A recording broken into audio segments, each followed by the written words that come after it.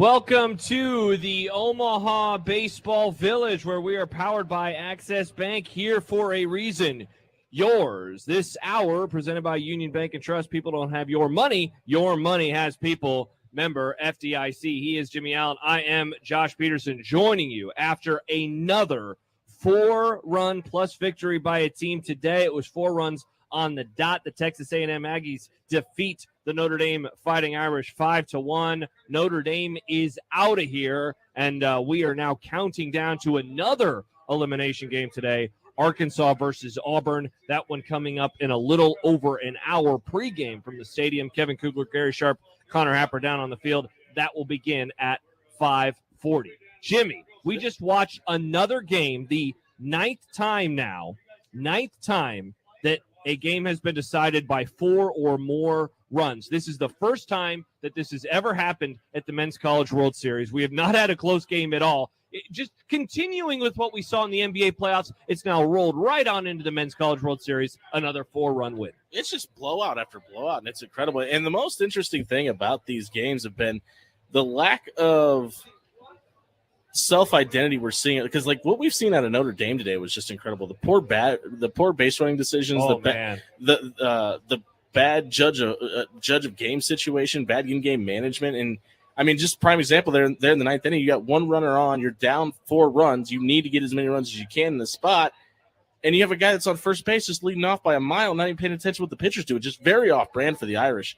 And I mean, the crazy thing about this is the top 3 betting favorites, according to Vegas, are now eliminated from this tournament in Texas, Stanford, and the Irish. So this has been by far one of the most odd College World Series in recent history. Yeah, and, Texas A&M, it's not like they were perfect, on the base pass today either. There were some squirrely plays with both of these teams, and this has been kind of a consistent theme of this year's Men's College World Series, Jimmie. You almost wonder, so often we'll talk about the mental side of sports, and I think it's really easy for us to kind of generalize and say, oh, they're pressing, or hey, they look really nervous, or hey, they choke. But now that we've seen so many teams have mistakes that their managers, their coaches, the announcers are describing as like that's not what they normally do, that seems to go against their character. I just have to wonder if the moment maybe is getting to these teams a little bit more than we thought it would coming in. And I mean, I know that baseball's played in warm weather, but I wonder how much the heat's playing in effect in this, because every game at the start has been 95 plus degrees, and there's nothing you can do to prepare for that. We saw it last night. It looked like every pitcher that came into the game last night just didn't feel comfortable with the grip that they had on the ball. A lot of pacing. I mean, a lot of the reason a lot of these games are taking so long is because the pitchers just don't seem comfortable out there on the mound. And last night it was probably more in effect than any. I think the humidity had more to do with that than anything. Yeah, there was a shot. I don't remember which pitcher it was, but there was a shot of one of the pitchers today, and just the sweat that was dripping down his face, dripping down his hat. It's like, oh, yeah, you walk outside, you take your dog out for 2 seconds, and you're like, oh, this is brutal. I'm going to go back inside. Meanwhile, these teams are out there on the field for another game today. And it's even worse down on the field. It's way worse down on the field. The game today took 4.5 hours. Texas A&M's average time in the postseason, this according to Rob Anderson, in the Men's College World Series at least, 4 hours and 7 minutes. But, Jimmie, you look at the other game times, 3:20, 3:48, 5:02, 4:37, 3:45. This team very consistently, they are happy to slow the pace down, to not allow anybody to get any sort of momentum. And now they have an opportunity to, continue to make this run. They had not won a Men's College World Series game since the early 90s, and now they're able to knock off their arch rivals in Texas. Now they're able to knock off Notre Dame, and they live to fight another day. And they'll play again tomorrow. And back to Vegas for a quick second. They had the biggest odds of winning the whole thing in Texas A&M at plus 650 by the time that the tournament started. So you've got your time. I mean, if you took a flyer on everybody outside the top 3, you got a good chance of cashing in some money here in about a week. And you wonder now that Notre Dame is eliminated after the great run that they had in the regionals and the supers, of course, versus Tennessee. They got off to a strong start in this year's tournament, or in this year's series. Now they're going home. Tennessee just got to be kicking themselves, and they probably have been all weekend long. But man, by this point in time, now that Notre Dame is home, they don't really do a whole lot in their latter 2 games and their latter 2 losses. you just got to imagine that those Tennessee Vols are like, how did we lose to this team? We could have put up more than one run today against Texas A&M. And I was mentioned to one of the listeners walking by that I think it was actually, shout out to Stace McGilligan. It was her mom. I told her that I picked the Irish to win this tournament because in a format like this, you got to ride the hot hand. And Notre Dame was playing as good of baseball after the middle part of the season as anybody in the country. I was actually a little bit upset because I liked the way they were playing when they drew Tennessee in that side, because a lot of people felt like maybe they should have hosted a regional or super regional as well. And I think I was upset that they drew Tennessee because I thought for sure the Vols were a shoo-in to get here. When you got 4 guys that throw 104, it's kind of hard to miss the tournament. But I thought Notre Dame was going to have a legit chance to win this tournament just based on how well they were playing in May and April. He's Jimmie Allen. I'm Josh Peterson. We will be here inside of the Omaha Baseball Village for the next 40 minutes. Come by the zone booth inside of OBV and register to win ice cream for a year from Ted and Wally's. Ted and Wally's official ice cream is 1620 The Zone, celebrating 35 years with over 3,000 flavors. Benson and downtown Omaha. Jimmie, a little bit more on the game that we just saw. Again, if you missed it, Texas A&M 5-1 victory over the Irish. They send Notre Dame back to South Bend. Notre Dame did have some chances. They finally got a run in the 8th inning, and we thought that they had an opportunity for more, and that leads us into the defensive play of the game presented by Mouth of the South. Craving some Southern hospitality, head to Mouth of the South in the heart of the Old Market. After that run, here's what happened next in the 8th inning.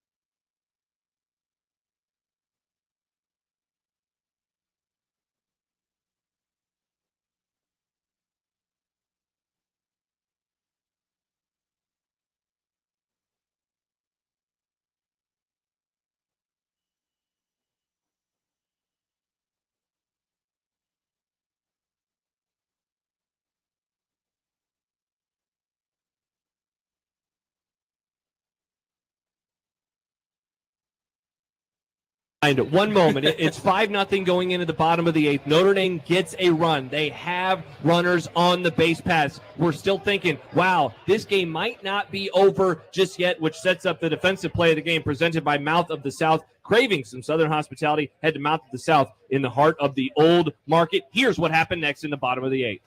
The 2-0 is hit on the ground to third. Over to third for 1. Across the diamond. Double play. And the Aggies escape the 8th. That was the defensive play of the game presented by Mouth of the South. Craving some Southern hospitality, head to Mouth of the South in the heart of the Old Market. I mean, Jimmie, you look at that exact moment, and we thought that there might be an opportunity for Notre Dame to do something, and they hit into a double play after a really good start to the inning. There were a few other moments like that as well in this one, including really early in this game. Was it the 3rd or the 4th inning? An incredible play by the Texas A&M second baseman. The ball looked like it was going to be sprayed into the outfield. Second baseman moves over, essentially snow cones it on the top of his glove.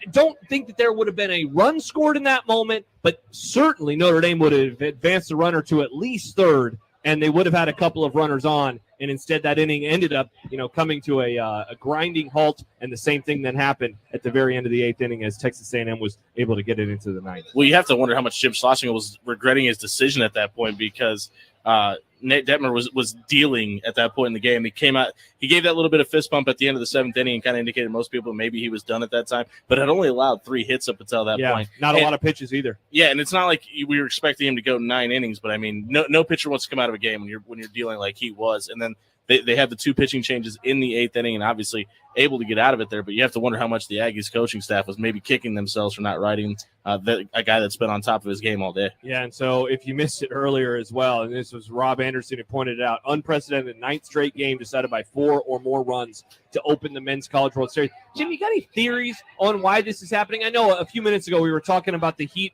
and humidity, but, I mean, obviously both teams, every team is having to play in that same weather. These teams are all Southern teams, so they're certainly used to the heat as well. Is it just maybe some things snowballing early, getting away from the opposition, and it's just so hard to recover? And I mean, look, we've seen it. Lead changes not happening a whole lot here at Charles Schwab Stadium this season. And it'd be interesting to compare the ages of each group because you've got a lot of these guys that are in 5th and 6th years inside their program. I was thinking the same thing. It's a bunch of old dudes. Yeah, and some of them have maybe not Omaha experience, but championship experience in this tournament and have been able to play in regionals and super regionals. And you have to wonder how much experience is helping them put their foot on the gas and keep it there as opposed to guys that are kind of in their 1st, 2nd, 3rd years in college as opposed to 5th and 6th year guys that have had a lot of time out of the diamond. Yeah, it's interesting. I hope that – I've been begging almost every day on the air over the last few days. I've been begging for some lead changes because we're just not. I think what are we at 2 right now? 2 lead changes so far through the first 4 days of the Men's College World Series. Yeah, it's like what I just want to see some of those. And it'd be nice to see a comeback. It'd be nice to see it. We just don't see comebacks here. And even in that first game against with Oklahoma and Texas A&M. I mean, A&M was probably the only team that was even close to the comeback outside of the obviously 2 lead changes. Yeah. But you spotted maybe the most dangerous team in this tournament, an 8-run lead. It's kind of hard to come back from that point, even though you were able to go on to score 8 runs of your own. And I mean, which makes even what Auburn did yesterday even that much more impressive, being able to come back from that 2-0 deficit and kind of put it on and really be the only team in this tournament that had a double-digit deficit, erase that and end up winning that game. Yeah, I couldn't agree more. Texas A&M, that was a nice comeback in that game, but they put themselves in such a big hole that they ended up losing that one 13-8, and now that is the game that we will see tomorrow. The other game that we'll see tomorrow is Ole Miss versus someone, Arkansas and Auburn. That game just a little over an hour from now, and we will see that matchup here at the Men's College World Series. We are powered by Brookside Medical, revolutionary treatment for ED. And do not forget, 1620 The Zone live hydration sponsor is Coors Light. It is time, friends, for a hydration break presented by Coors Light, keeping Nebraska chill. All right, we got, Jimmy, a little over a half hour until we got to say bye-bye. Okay. Then it will be time for a little baseball. I saw a few things on the Twitter machine today that I thought would tickle your fancy. That's twitter.com, folks. Including some Husker football stuff that had me be, some would say I'm negative, some would say I'm pessimistic. I would say that I'm a realist, but depending on the vernacular you want to use, it definitely had me going, what am I missing? And so maybe you can help me out and tell me what in the world I'm missing. So I felt gross doing this the other day, but John Schreiner and I gave our win totals for Nebraska, for the Big Ten East and the Big Ten West. Yeah. I had breaking down schedules and going through, because I looked through each team, who they're playing, road games, setup schedule, and all that. I had Nebraska at over 7. I had them at 9 wins, Jimmy, don't. Why? You did this to me last year. I know. Why are you doing it again? I'm trying to help you out. I'm trying to help all the friends out there, the friends of the program, the friends of 1620. I don't want you to be so sad this season. Can I tell you one of the main factors in this? So I was down at Friday Night Lights a couple weeks ago, and I had gone to every open Friday Night Lights there was, and there was this rah, let's have the top recruits chum it up with the fans and use this as a recruiting tool.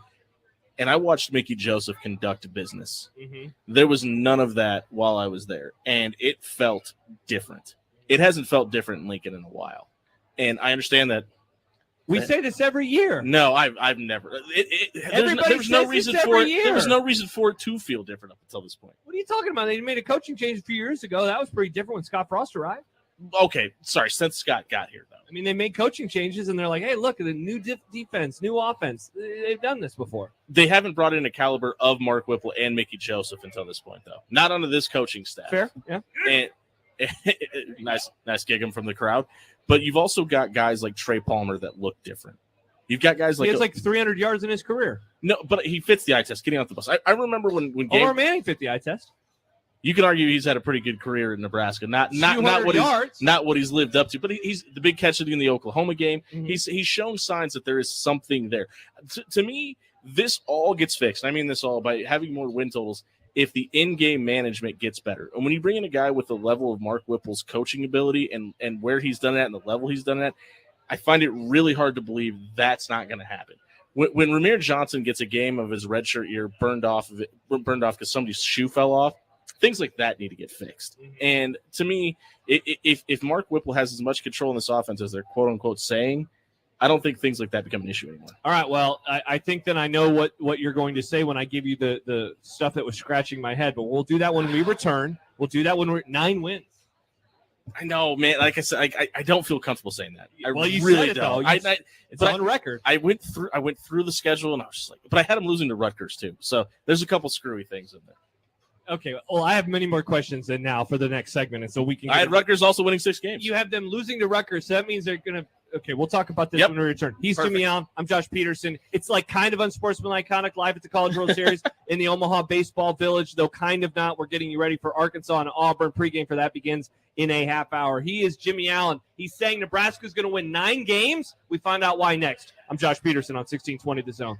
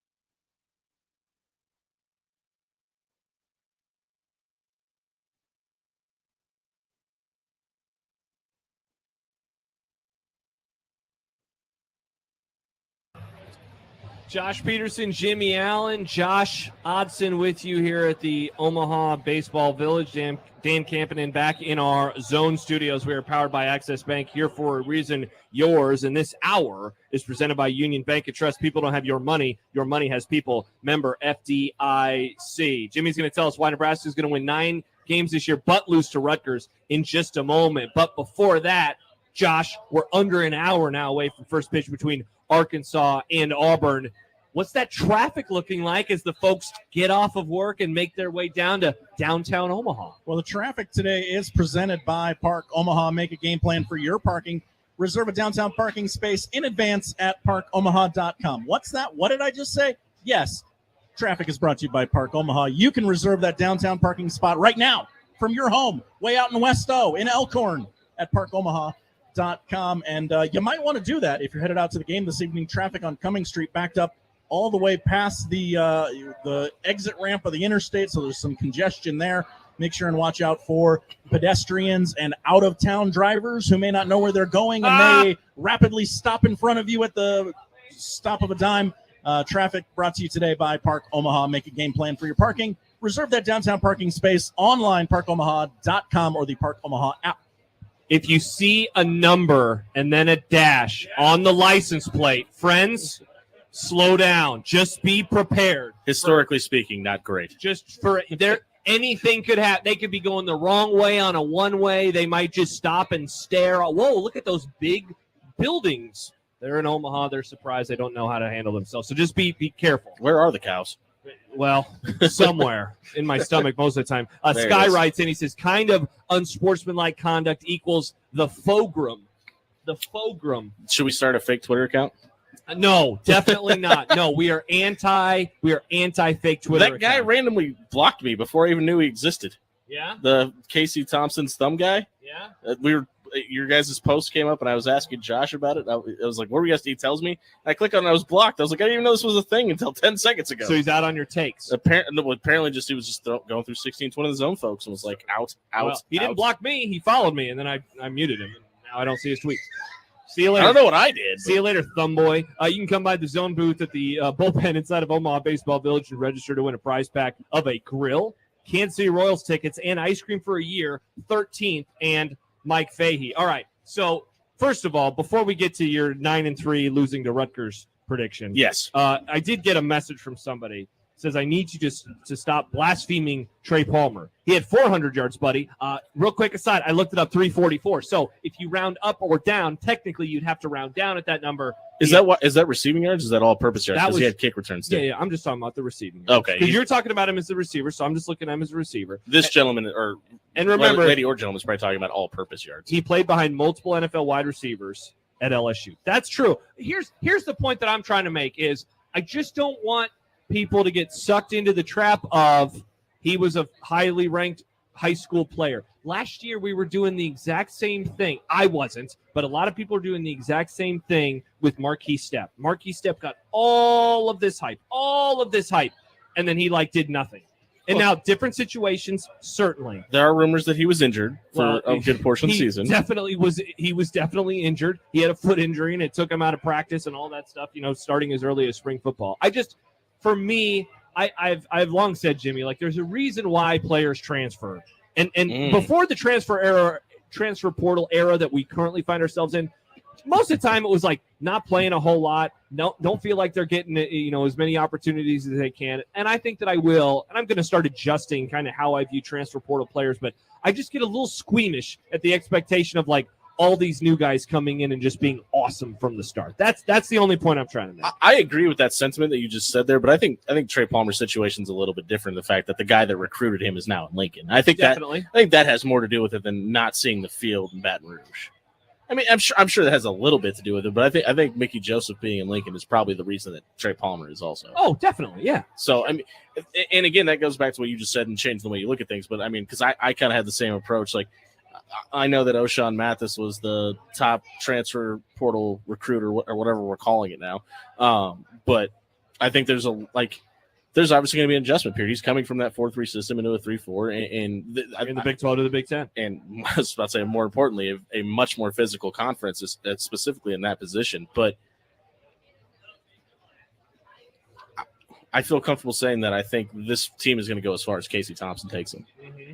And that's a guy that literally has not had a winning season in either his high school or college career up until this point. That becomes very interesting. I think he fits more of the mold of what you just said about Trey Palmer versus Trey Palmer fitting that mold. Well, so then you like them to win 9, though. So here's what I'm so down on the rest of the conference. That has more to do with it than anything else. All right. So let me get to the thing that kind of got my eyebrow arching a little bit. So I saw a screenshot. College football professor Adam McClintock works with Dave Bartu. We've had both of those guys on 1620 many times over the years. But his preseason PDF file, if you will, I believe has started making the rounds because magazines are dead. It's RIP to the magazines. Get everything digital, apparently. His record probability, the highest record probability for Nebraska this year, according to Adam McClintock, with almost 18%, was 7-5. The next highest, also with almost 18%, was 8-4. The third highest was 9-3. The fourth highest was 10-2. The fifth highest was finally. The fourth highest was 6-6. Then the fifth highest 10-2. but then 5-7. And so I saw that, and of course my reaction was, well, something seems broken in the computers. That come on, how is the win probability going to be that high? I believe he had them at 8-4 a year ago. Well, yeah. Adam, he's often been bullish on them, and they have sadly not reciprocated. And I hope that they do. I would love to see Adam be right, but I'll be honest, man. I saw these numbers pop up on my feed earlier today, and I said, really? Like, those are the most likely records given all of the new pieces that they're going to have on the football field this year. So I've given you my number. Do you have a win total yet? Yeah, 5. Which 5? So I haven't decided on the exact 5 games. I like to look at things more in like 4-game chunks, which is the right way to do it. I think that it's way, because look, in a vacuum you can always be like, oh, they're better than Northwestern, they're better than North Dakota, they're better than Georgia, they're better than Oklahoma. I don't like doing that because you could. I mean, look, on the field last year in every individual game last season, you could have said there were moments where Nebraska looked better than every team that they played, but they finished 3-9, so it ended up not mattering. So what I've done is I look at 3-1 in that first 4-game chunk: Northwestern, North Dakota, Georgia Southern, and Oklahoma. Which is what I have as well. In the second 4-game chunk, it's Indiana, it's Rutgers, it's Purdue, and Illinois. I look at 2-2. And then in the final 4 Who's the 2 you haven't losing to in that? Would that be, can I guess, Purdue and Indiana? See, that's the thing. I haven't decided. Gotcha. It's just 2-2 in that chunk. And then in the final chunk, Minnesota, Michigan, Wisconsin, and Iowa, all 4.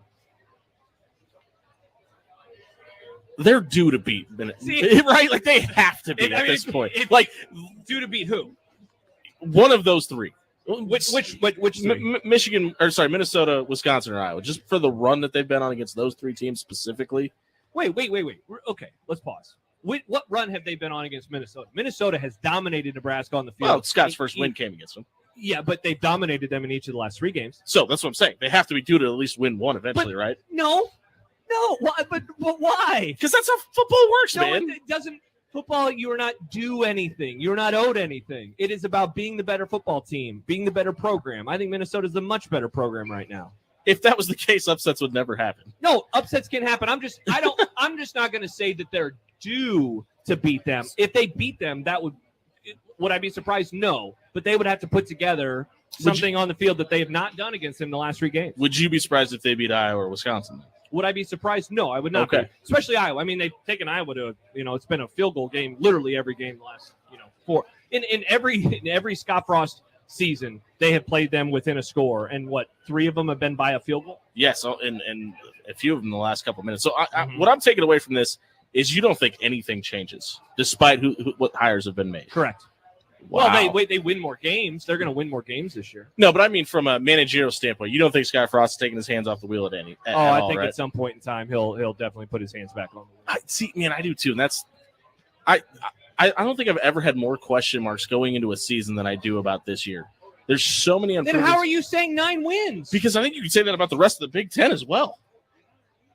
I mean, there's so many. I mean, obviously, you just expect Wisconsin to show up and run the ball, but I have so many questions about their quarterback, their depth at wide receiver, the depth. Wisconsin's definitely taking a step back, and I think Iowa's doing the same thing. I think Minnesota is definitely doing the same thing. And on the other side of the ball, the other side of the conference in the East, I understand that Michigan just made the college football playoff, but I think they take a giant step back as well. I think that they can. I think that they regress. I agree with you there. Nebraska doesn't have Ohio State on the schedule, which is like automatically it's not worth a win, but God, it almost feels like it might be worth 2. Actually. Yeah, it feels like not having them on the schedule is worth something. Do you hate that structure of we'll just give you a good game that's going to pop a TV rating for X amount of years just because that's clearly the only reason to do it? It's really annoying. Like that the Big Ten has not seemed to have a normal scheduling structure, but we could say that sadly about like every league, in college football these days. They all seem to be very, and that's why I'm hoping when they move away from the divisions that maybe we can get a schedule structure in the SEC and the ACC and the Big Ten, etc. That is, it seems. There's a reason to it? I'd just love to know what their thought process is. Can you explain this to me other than you need a Papa 7 on ABC? Yeah, that'd be nice. Because literally, I can't think of another reason. It's just, and I was explaining this to John Schreiner the other day. I would have that same sentiment if we were playing Rutgers every 7 years, Michigan State, whoever. It's not because it's Ohio State. It's just like, and I think we got a little bit spoiled in the Big 12 because they were so good about okay, for these 2 schedule years, it was normal. Yeah. The 8-game conference schedule. You play your 5 division teams. You rotate the other 6, 3 on 3 off. It was and it super just even. makes sense. And all right, stop filibustering. Okay, 9 wins. All right. Look at him. Hey, what about the schedules though? These are pretty cool. Can we do that? I almost had him. Yeah. Is it time for a break? No. So here's what I have. So obviously I have them losing to Oklahoma. I think everybody's got that penciled in. So you start off 3-1. You get into that bye week, and then you get Indiana. And I think Indiana, Tom Allen might start having to answer some questions out there. I think they're going to have a step back as well. So I have them step back from last year because they were horrible last year. I think he's still riding that way from 2 years ago. Okay. But they were so injured a year ago. But they don't leave Nebraska after they get back from Ireland until they go to Piscataway. Mm-hmm. It's a random shortened week. It's a Friday night. I think Greg Schiano is going to eventually figure it out there, and whatever that means, them 5, 6, 7 wins or whatever, that's way above the bar at Rutgers in my opinion. And I think this is a year he's going to have a chance to do that. Their schedule sets up where they may be on a run by the time Nebraska comes to town. They're not on a shortened week, and I think they got a chance to surprise Nebraska in their first true road game. And that's why I have them losing to Rutgers. So you have them at 4-2 right now. 4-2. Purdue, Illinois, Minnesota. All 3 winnable games. I mean, yeah, I guess. On paper. They're 1-3 in the Scott Frost era versus Purdue. They're 2-2 versus Illinois, and they're 1-3 versus Minnesota. Well, you got to remember the reason they lost to Illinois last year is because they weren't expecting them to line up defensively. and this is the program you're putting your trust in, Jimmy. Right. No, this is you're making my case for. But I think I wasn't even going to say it. I think there's something to that. I think seeing a team for the second time is going to give them a little bit of a different look. I really do. And I don't think Brett Bielema is anywhere near the setup that he would like to be in Champaign yet. Sure. I mean, neither is Scott Frost, though. Agreed. So I have them winning those 3 games. Okay. What does that get me to? That so you have them at, what is that, 7-2? 7-2. So you have them locking up a bowl game against Illinois on October 29th. What a world to live in. Wouldn't that be a great feeling? I'll throw a parade. And then I have them losing to Michigan. And then, like I said, I think Wisconsin and Iowa both take major steps back this year. They've been close against Iowa. They've been closer against Wisconsin in the last 2 years. I think they get it done. Okay. But again, think about what you just said a minute ago. Because if they let's say this scenario plays out the way I'm laying it out here, if they get that win against Illinois and they lock that up, the monkey's off their back. I think. Yeah, but they'd also have to get to that point where they could do so. In mid to late October, they'd have to do. You're describing something that, I mean, first of all, let's both acknowledge if they do what we say they do in that first chunk, that means their first ever 3-game winning streak under Scott Frost. Correct. Something that's never been done. Then we're talking about a bounce back win after a bye over Indiana before a loss on a short week. Mentally, where are they at? And you're saying after that they come out and they win all but one of their final, 6 games? You have them going 5-1. So another 3-game winning streak, more road wins. And here are the records, Jimmy. I mean, I already mentioned Purdue, Illinois, Minnesota. They're in the Frost era? 0-2 versus Michigan, but 0-3 versus Wisconsin, and 0-4 versus Iowa. You can make the argument those 5 teams are worse than any team from those schools that Scott Frost has played up to this point, and Scott's got the most talent on this team that he's had. Do you think that this Nebraska team is better than the other ones that he's had? Offensively, I just have so many questions. Like on paper they look that way, but it's going to be a lot of in-game management. To me, it's going to be able to come down to how can this coaching staff manage this quote-unquote makeshift roster, and if they can, I think they are more talented. Mm-hmm. But if they can, I mean, is there even a possibility that the talent that they have has the? I'm really big on the inside linebackers Nebraska's going to have this year. I think Caleb Tanner is this close away from being something incredibly special. I really like everybody in that defensive back room across the board. I really hope Quentin Newsome gets a little more time on the field this year. I think there's a couple guys that we haven't even seen yet reach even close to their potential. And to me, I think I know you lose JoJo Doman, and he was indescribably special. Cam Taylor-Britt, a second-round guy. But I think there's a possibility that 1 through 11 could be better than it was a year ago. Now, we're offensive line? Like, that's not a huge concern? Oh, they're going to be great. Is that what I'm supposed to say? No, I'm just kidding. You're the one. Again, you're being the positive boy here. I'm just asking the questions. From everything we've heard, and stop me if you've heard this again. On, Jimmy, but hold on. Don't fall back on that. When you hear what you... No. Listen. Oh, the same quote. It's the same stuff every year. We hear these quotes every year. What are we just not supposed to believe? I don't mean, what are they going to say? Come out and say they suck?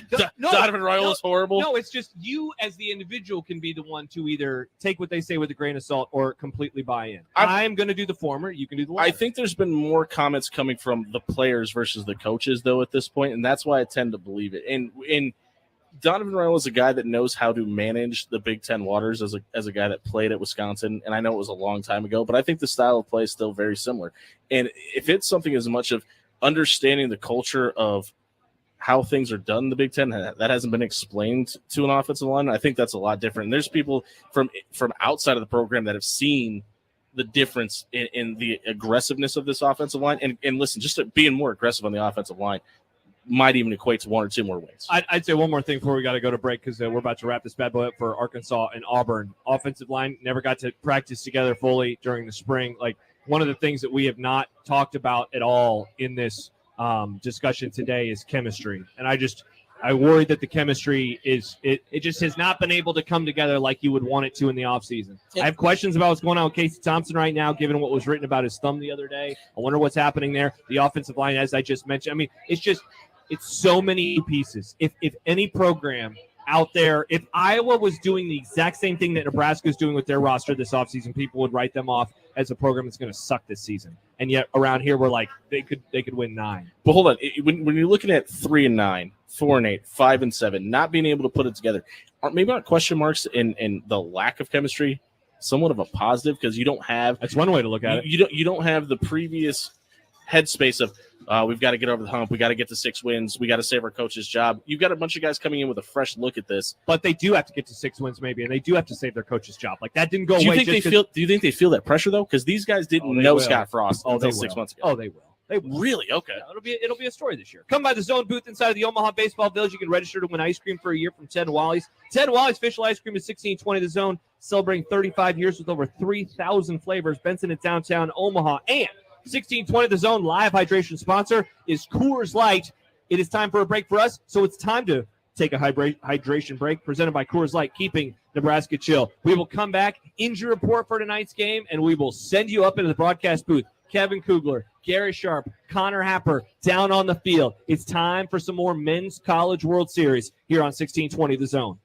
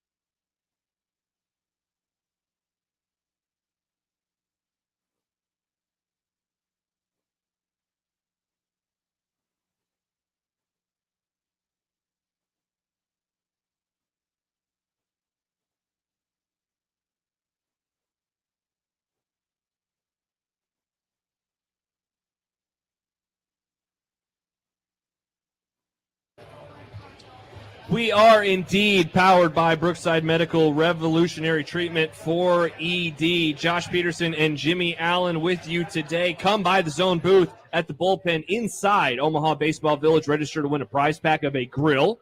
Awesome. Kansas City Royals tickets. Also awesome. And ice cream for a year. Perhaps the awesomest. 13th. And Mike Fahey, the very end of this hour, presented by Union Bank and Trust. People don't have your money. Your money has people. Member FDIC. He's Jimmie. I'm Josh. We only have a few minutes left. Just a couple of tweets, Jimmie, that I want to get to before we wrap this thing up. Ryan says, on what basis are you banking that Iowa takes a step back? They return a lot. I'm going to answer the question real quick first. I think they're going to be regression for their turnover luck. I do not think that they will have as many takeaways as they did last year. It's not sustainable. It showed itself to not be sustainable. They had way more in the first half of the season than they did at the end of the season. I just don't think that they're going to be able to keep that up this season. That said, I'm not going to look at them and be like, Nebraska's owed a win, or they're going to that game's going to be in Iowa City. It's going to be a tough game on Black Friday, and it's going to be a late afternoon kick. So it's going to be most likely it's going to be cold. The sun's going to set by halftime. It's going to be a tough one for Nebraska again. And it's going to be interesting to see, not to answer the opposite of his question, but to see how, if Nebraska does go to this more air it out system. When we interviewed Mickey Joseph on my show, he said the first question he had for Mark Whipple, how much can we air it out? How well does that transfer into November and Iowa City in a cold weather game? Going to be tough. 1620 The Zone live hydration sponsors Coors Light. Time for a hydration break presented by Coors Light, keeping Nebraska chill. Let's take a look, Jimmie, at the injury report for this one. Arkansas and Auburn. Game is about a half hour away. This injury report presented by Methodist Health System, personalized care when and where you need us. Methodist, the meaning of care. So in this one tonight, sadly, Auburn, a bunch of guys are battling a sickness right now. So nothing to report with Arkansas, but the Auburn players battling some sort of a bug that's been going around. So we'll see in the heat. It is a little more comfortable today than it has been in the mid-80s. It's down to 86 right now. But let's see, because, you've been sick, I've been sick. Being sick in the winter, it's almost like an assumption, this is going to happen. Being sick, though, when it's really, really hot out, that can get to you in very specific ways. So we'll see if that affects them on the baseball field tonight. That is the injury report presented by Methodist Health System, personalized care when and where you need us. Methodist, the meaning of care. Jimmie, I'm sad that we don't have more time because there's so many more things that I wanted to unpack with that Husker football discussion, but alas, it will have to wait for another day. But you and I will be back together in some way, shape, or form on Thursday. Oh, we're here tomorrow too, right? Are you here tomorrow? I'm here tomorrow, but I'm with Happer tomorrow. Oh, I gotcha. So I'm here in the afternoon. Gotcha. Okay. So yeah, you and I, maybe we can unpack some of this stuff a little bit more. Perhaps I'm being just too much of a negative. Do any part of you just feel cynical? Like you've watched it fail too much. You just refuse to accept that anything positive can happen. Is that cynical though, or is that being realistic? Because if you refuse to think that change can make change happen, I think that's being cynical. Change can happen, but there's the same head coach. And I think that's very important. We barely mentioned that in this entire hour, but he is still the head coach. You just really hope that he can get out of his own way at some point. And I think, and I'm not saying that like a negative, because I think that the best head coaches do. I talked to somebody within the last few months, someone I really, really trust when it comes to information. Me? Giving me insight on Nebraska football. This person told me they will have to win in spite of Scott Frost. That is a damning statement. I think that's the thought process around the state, though, and right? So that's why if you agree with that, and I think you do, that's why maybe it's harder for me to entertain some of these discussions. But hey, maybe I'll be wrong. I would love to be wrong. I wanted to be wrong last year. I wanted to be wrong in 2020. The last time I bought in was 2019. That Colorado game, man, that was the beginning of breaking me. It broke me as I was there, and by the time when they went up to Minneapolis a few weeks later, that was the game that I was like, it's going to be hard for me to trust this place. I don't think if you go out and hire a 65-year-old offensive coordinator unless you plan on using his experience. I hope so. But the other thing I would add, I've been wrong before. Real quick, 40 seconds left. Whipple's offenses have gotten off to slow starts at his other stops. So that can't happen there. They got to get off to a really good start. Georgia Southern's defense is very fast, too, by the way. And I meant overall the whole year. Yeah. He's had bad first seasons for the most part, and then they get better as time goes on. Oh, you mean for the whole year. First year, not the start of the season. I see what you're saying. Indeed. It is Arkansas and Auburn. Who you like? Give me the Tigers. I think they got a little bit of momentum after that comeback the other night. I'll take Auburn to win outright. Go with the Hogs. Auburn goes home. Enjoy the game tonight, everybody. We'll be back here tomorrow. Have a great Tuesday night. Enjoy the Men's College World Series. Goodbye.